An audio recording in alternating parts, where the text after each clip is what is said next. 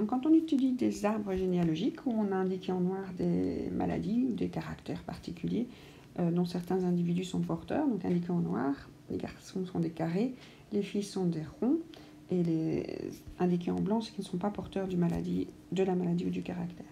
Alors l'hérédité peut être analysée dans ces arbres, et quand on voit qu'un individu atteint, a toujours un parent atteint, au moins un, et donc cet individu atteint du même un parent, cet individu atteint du même un parent, donc c'est bien une hérédité dominante.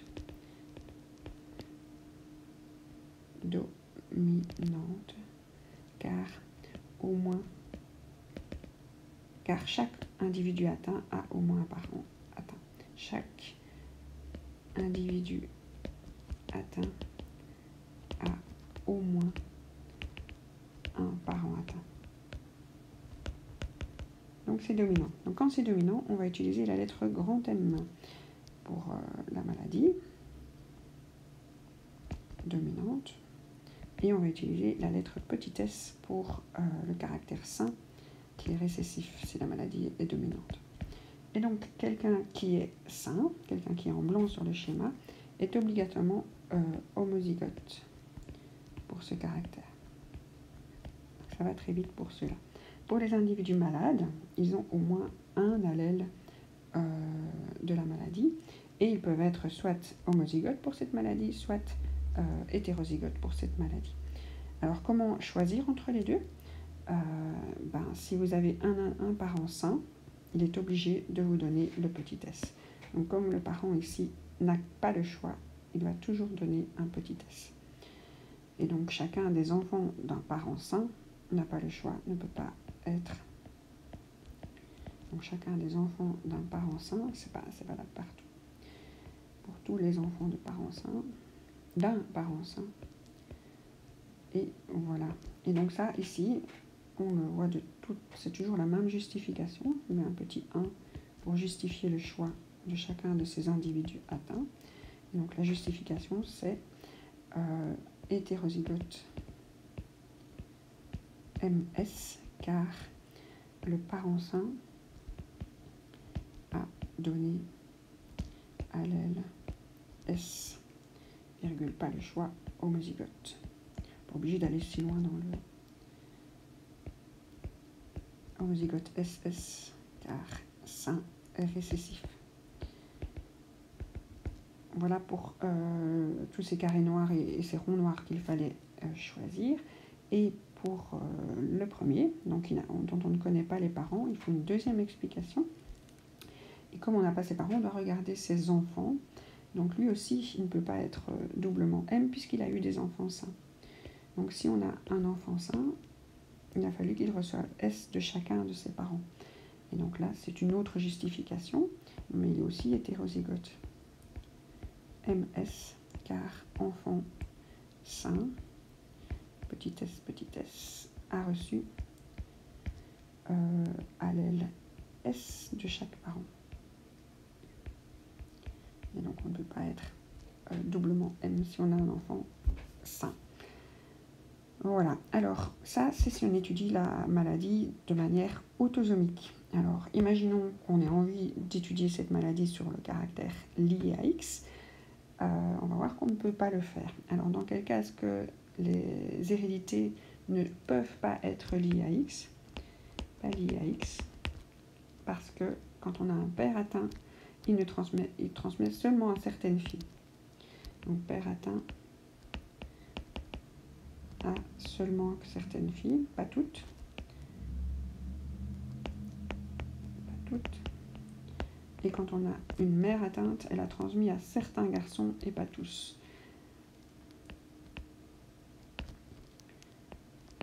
Et pas tous. Donc dans ces cas-là, ça ne peut surtout pas être lié à X. Et donc on va voir que si on essaye de le faire lié à X, parce qu'on aime bien, on a envie de faire ces XY, c'est sympa, on va voir que ça ne va pas marcher.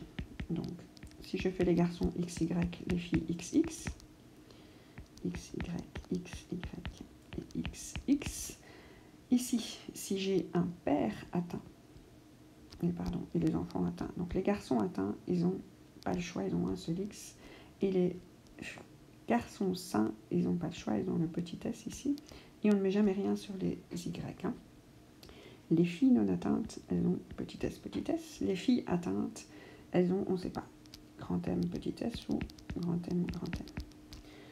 Et ici, la fille non atteinte, elle est obligée d'être petit s, petit s. Donc ça, c'est si on regarde uniquement les caractères, le sexe et le fait que, enfin, le phénotype rond noir ou rond blanc et les allèles possibles grand M et petit s. Donc ici, j'ai même pas regardé l'arbre généalogique, j'ai juste imaginé quels étaient les génotypes possibles pour ce genre de symbole. Et après, on regarde si ça clope, enfin si ça fonctionne avec les parents. Donc un père atteint, il est obligé d'avoir XM. Et donc, chaque fois qu'il a une fille, ce père transmet son XM et il n'en a pas d'autre. Donc là, ça ne va pas pouvoir fonctionner. Donc soit c'est pas sa fille, c'est pas le genre de recherche qu'on fait dans ces arbres généalogiques, soit ce n'est pas lié à X. Donc c'est pas lié à X parce que le père atteint n'a transmis à certaines filles et pas toutes. Si c'est pas toutes, ça ne fonctionne pas. Donc ici, c'est impossible. Impossible. Et donc ne jamais tenter de faire lié à X si vous n'avez pas un père qui transmet à toutes ses filles. Alors ici, on a un deuxième arbre.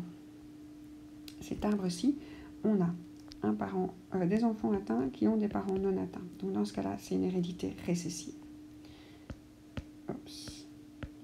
Hérédité récessive. Car au moins un enfant atteint a des parents non atteints. Donc ça veut dire qu'il a été caché chez ses parents à des parents non atteints. Et ici, c'est le J et le K sont des exemples de ces enfants atteints avec des parents non atteints. Alors, hérédité du caractère récessif, donc la maladie, on va bien mettre une minuscule. M, minuscule, maladie récessive. Le caractère, non. On dit maladie, mais ça pourrait être autre chose. Récessive. Et donc, du coup, le caractère sain est dominant. Et du coup, ici, c'est facile pour les malades. Les malades, pour exprimer la maladie, sont obligés d'être homozygotes. Donc, ceux-là, on ne se pose pas de questions. Homozygote malade. Hop. On est parti pour réfléchir aux autres maintenant. Les caractères non malades, ils peuvent être soit parfaitement non malades, soit porteurs de la maladie cachée. Et donc ici, on va ne pas avoir le choix, puisqu'on a un enfant malade qui a reçu petit m d'un parent et petit m de l'autre. Donc ça, c'est impossible. Donc, première justification, enfant malade a reçu petit m de chaque parent. Alors, on peut préciser que l'enfant malade est récessif parce que c'est une... est homozygote parce que le caractère maladie est récessif. On n'est pas obligé d'aller autant dans les détails, surtout qu'on a déjà fait au-dessus. Et donc, ça va chaque fois être pareil. Quand on a un enfant malade, il a reçu petit m de chacun de ses parents. Et quand on a un enfant malade, il a reçu petit m de chacun de ses parents. Et donc, pour tous les ronds blancs ici, on a la même justification. Donc, ils sont d'office SM pour avoir un enfant malade. Tous les deux avaient ce petit m. Et donc, celui-ci aussi, il a eu un enfant malade. Voilà. Alors, pour les enfants maintenant ici, ceux-ci, ils pourraient être grand S ou grand S petit m. Et s'ils ont un parent malade, il n'a pas eu le choix, il a donné ce petit m. Donc ça, c'est une deuxième explication. Un parent malade a donné petit m à chaque enfant. Donc on ne peut pas avoir un enfant grand S petit m. Il nous reste à considérer les deux derniers ici. Ceux-ci, ils ont tiré à la loterie. Ils auraient pu recevoir les deux S ou ils auraient pu recevoir un S et un M. Donc ici, on n'a pas assez d'infos. Donc il y a un certain pourcentage de chances qu'ils soient atteints ou pas. Donc ici, pas assez d'infos. Si vous voulez, vous pouvez justifier par un tableau des gamètes. Chacun des parents a le choix. Et donc vous pouvez recevoir soit deux grands S, soit un de chaque. Et donc vous n'avez pas assez d'infos. Et ceux qui sont en noir, c'est ceux qui n'ont pas eu de chance et qui ont eu le caractère maladie. Voilà. Et donc, à nouveau, si vous avez envie de considérer cette hérédité comme liée à X, il faut faire attention. Et donc, quand on a une maman atteinte qui lègue à tous ses garçons, et donc le dernier ici, c'est pas son enfant, c'est l'époux de sa fille, on peut se dire que c'est lié à X. C'est permis. Et donc, ça va fonctionner. Et parfois, les professeurs vous diront analyse ce tableau comme lié à X et on n'aurait pas le choix. Donc, il faut savoir le faire aussi. Et donc, on se rappelle que les garçons sont XY, que les filles sont XX. On se rappelle qu'on a repéré que la maladie était récessive. Et donc, pour être atteint, il faut être homozygote pour une fille. Donc, les filles atteintes doivent être homozygotes parce que la maladie est récessive. Les garçons atteints, ils n'ont qu'un seul allèle, et donc, eux, on ne va jamais dire qu'ils sont homozygotes ou hétérozygotes. Ils sont peut-être, on pourrait dire monozygotes, mais ça ne se dit pas comme ça. Donc, les garçons atteints ont reçu l'allèle de la maladie. Les garçons sains ont reçu l'allèle de la maladie. Je rappelle que la maladie est récessive, petit m, donc le caractère sain est dominant. Voilà. Il nous a encore un garçon sain. Oh, j'allais faire S, mais c'est Y. Et donc celui-ci, pareil, il est sain. Voilà. Alors, où faut-il se poser des questions à justifier? Ben, à nouveau, c'est pour les caractères sains. C'est toujours les dominants qui peuvent être homozygote dominant ou hétérozygote dominant. Et donc, il n'y a que chez les filles qu'on va pouvoir se poser la question, parce que les garçons n'ont qu'un seul caractère. Donc, cette fille ici, comme elle a une fille atteinte, et une fille atteinte, ça a reçu XM de chacun des parents. Donc ça, c'est une première explication. Une fille atteinte a reçu XM de chaque parent. Donc, si vous êtes la mère ou le père d'une fille atteinte, ben, vous avez l'allèle porteur de la maladie d'office. Si vous êtes un garçon, ben, uniquement celui-là. Si vous êtes une fille, un des deux si vous n'êtes pas atteinte, ou les deux si vous êtes atteinte. Alors, d'autres endroits où il faut se poser la question, donc on cherche des filles non atteintes, donc celle-ci, XX, elle peut être homozygote pour les caractères sains ou hétérozygote pour les caractères sains. Et les garçons sont atteints. Alors les garçons, qu'est-ce qu'ils ont reçu de leur papa? Ils ont reçu Y de leur papa. Et donc si les garçons sont atteints, ils ont reçu le XM de leur maman. Et donc de nouveau, on peut supprimer l'autre.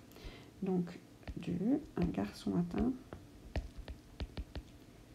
a reçu XM de sa maman, Y de son papa. Et donc sa maman ne peut pas être grand XS, puisqu'elle a légué XM à ses garçons. Alors pour les filles ici en bas, XS ou XSXM, elles ont le choix. Et bien, leur papa a donné XS et leur maman, ben, elle a le choix. Donc ici, on n'a pas assez d'infos. Donc de nouveau, dans ce cas-là, on ne sait pas, puisque la maman, elle a le choix, elle n'est pas atteinte, et le papa, pour faire une fille, il a donné le XS. On n'envisage pas le garçon, hein, parce que c'est une fille. Ben, elle a les deux possibilités. Les deux sont possibles. On les envisage tous les deux. Alors, il nous reste encore une fille non atteinte, ici. Donc, une fille non atteinte, dans un petit coin par là. Et donc, elle peut être XSXS ou XSXM. Alors ici, si c'est une fille, elle a reçu XM de son papa. Et donc, une fille... Oh non, oui, pardon. Un père atteint transmet... Ben, on a déjà dit alors. Ah non, on n'a pas écrit. Donc, un père atteint transmet XM à toutes ses filles.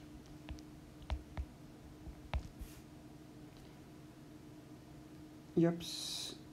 Un père atteint transmet XM à toutes ses filles. Voilà. Et donc, la fille ne peut pas être XSXS. Voilà. Donc, si une mère atteinte a transmis à tous ses fils, ça peut être lié à X mère atteinte transmet à tous ses fils Donc ça peut être lié à X. Ou pas, puisque ça fonctionne en étudiant comme étant autosomique. Mais si on vous dit de l'analyser comme étant lié à X, ben ça va fonctionner. On ne va pas vous demander de faire des exercices qui ne fonctionnent pas. Hein. Donc on peut toujours étudier les tableaux de manière autosomique et on peut parfois étudier les tableaux de manière liée à X. Il faut savoir faire les deux. On va encore faire 2 autres tableaux, si vous avez le courage. Sinon, vous pouvez arrêter la vidéo quand vous voulez, bien sûr. Alors, ici, on a un caractère. Les enfants atteints ont toujours un parent atteint. Les 2 enfants atteints ont un parent atteint. Les 2 enfants atteints ont un parent atteint. Donc, c'est une hérédité dominante. Hérédité dominante. Donc, je remets un grand M pour la maladie. Et je mets un petit S pour le caractère sain. Donc pour la justification, c'est car chaque enfant atteint a au moins un parent atteint. Je n'ai pas envie de tout réécrire. Et donc si vous êtes sain, vous êtes d'office homozygote pour le caractère sain. On ne se pose pas la question. Si vous avez un enfant sain, vous avez donné le caractère sain. Oh pardon. Et si vous avez un parent sain, vous avez reçu le caractère sain d'un de vos parents. Donc vous avez un parent sain, vous avez reçu le caractère sain d'un de vos parents. Vous avez un parent sain, vous avez reçu le caractère sain d'un de vos parents. Voilà. Alors, donc il y a 2 justifications. La première justification, c'est un enfant sain a reçu petit s de chaque parent. Donc ça c'est pour celui-ci. Et un parent sain a donné petit s à chaque enfant. Donc si vous étudiez ce tableau selon une règle autosomique, c'est assez rapide. Si maintenant vous décidez de l'étudier de manière liée à X parce qu'on vous le demande ou parce que vous avez vu qu'un père atteint transmet à toutes ses filles, qu'un père atteint transmet à toutes ses filles, donc ça on peut avoir un gros soupçon que ça peut être lié à X, même si ça pourrait être autosomique, hein, ça fonctionnait dans cet arbre-ci. Et donc si donc un père atteint transmet à toutes ses filles une hérédité dominante.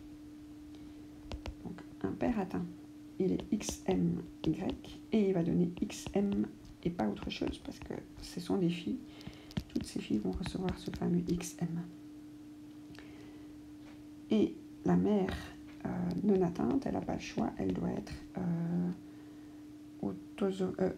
comment on dit, homozygote pour le caractère récessif, et donc elle donnera X petit s à ses filles, mais elles seront atteintes parce que le caractère est dominant.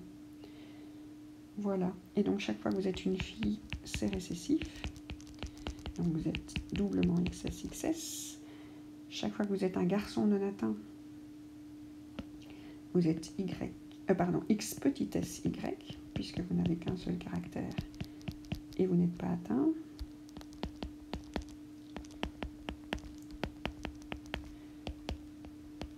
Et quand vous êtes une fille ici, vous avez reçu... Ah, ici, celle-ci, on n'a pas assez d'infos.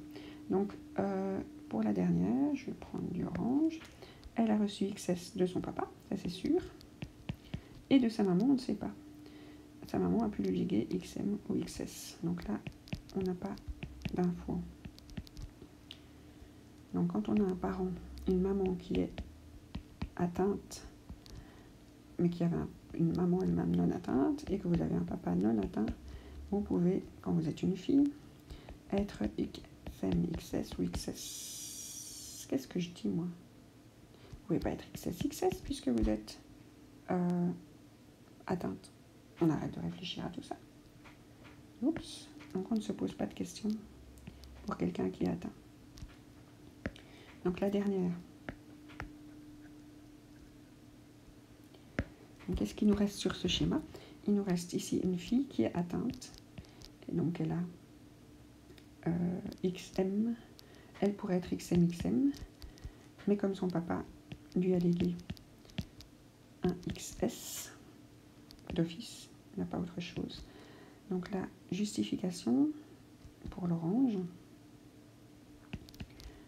un père non atteint donne X petit s à ses filles.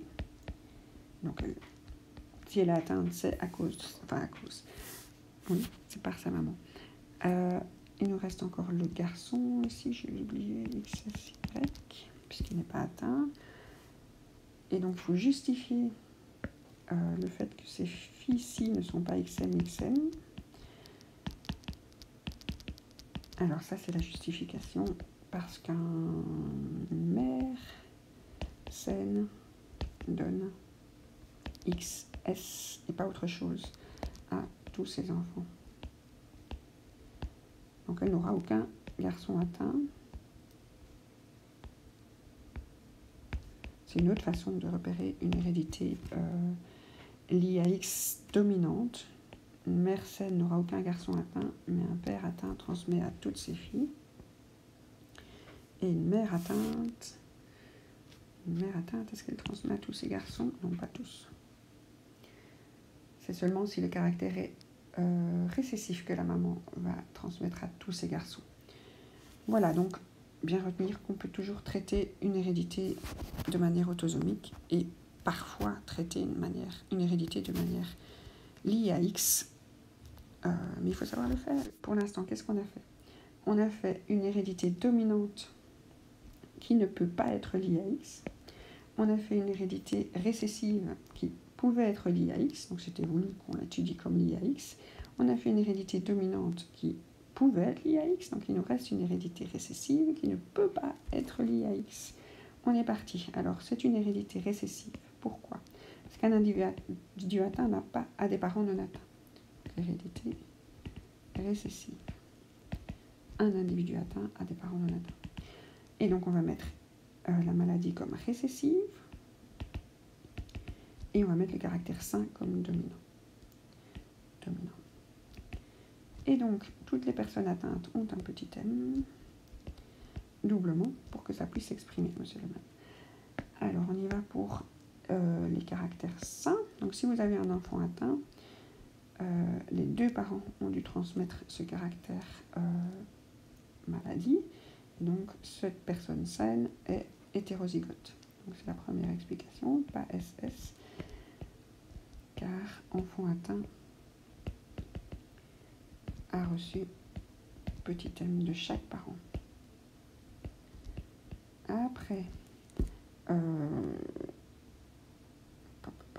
les enfants ici, on change de couleur, les enfants sont aussi SM d'office et pas SS. Pourquoi? Ça, c'est l'explication 2. Un parent atteint transmet petit m à chaque enfant.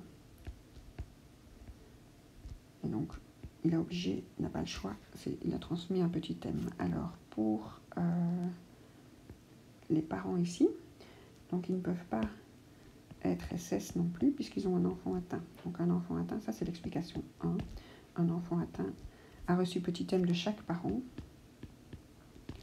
Et donc, pour que cet enfant ait reçu 2 fois petit m, c'est comme ça. Après, pour ceux-ci, on n'a pas assez d'infos. Ils ont très bien pu recevoir de leurs 2 parents porteurs, soit 2 fois le S, soit 1 fois le S. Et donc, ils ne sont pas malades, ça c'est celui qui est en rond noir. Mais voilà, donc pas assez d'infos pour ces deux-ci. Pour le parent, c'est fait. Ici, on ne sait pas non plus. Ici, il y a un qui est porteur. Un porteur. Ou 2, on n'en sait rien. Donc SSSM, SSSM, ce qu'on ne peut pas avoir, c'est 2 fois SS. Parce qu'il y a quelqu'un qui a eu le petit m. Ici, pareil, on ne sait pas. SSSM, pas assez d'infos. Puis recevoir aussi le petit m comme son frère, mais on n'a pas assez d'infos. Les parents ont pu avoir le choix. Voilà, et donc celle-ci est une hérédité récessive, on l'a considérée comme autosomique. Imaginons qu'on ait envie de la traiter comme une hérédité liée à X, mais c'est pas possible. Quand une mère est atteinte, elle doit léguer à tous ses garçons. Si c'est pas à tous ses garçons, c'est même pas la peine d'essayer un lié à X. Donc mère atteinte lègue à tous ces garçons. Pas un seul. Pas seulement certains. Donc ça, c'est si lié à X. Et donc, ce n'est pas lié à X. Mais on va quand même essayer de prouver ça.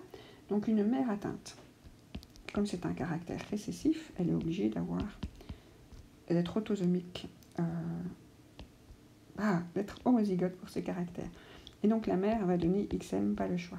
Et si vous avez un garçon, votre papa qui n'est pas atteint, si vous êtes un garçon, ben vous avez reçu le Y de votre papa. Et donc, si vous avez une mère atteinte qui n'a pas le choix au niveau de ses allèles, ben vous êtes obligé de recevoir un XM. Et donc, vous êtes obligé d'être atteint pour tous ces garçons. Donc ici, c'est pas possible. Pas possible. Donc, ceux qui essayent de m'analyser ce genre d'arbre avec l'hérédité liée à X, ben, c'est pas possible. Donc, ça ne marche que si les mères donnent à tous leurs garçons pour les hérédités récessives, et ça ne marche que si les pères donnent à toutes leurs filles pour les hérédités dominantes. Mais l'autosomique marche à chaque fois.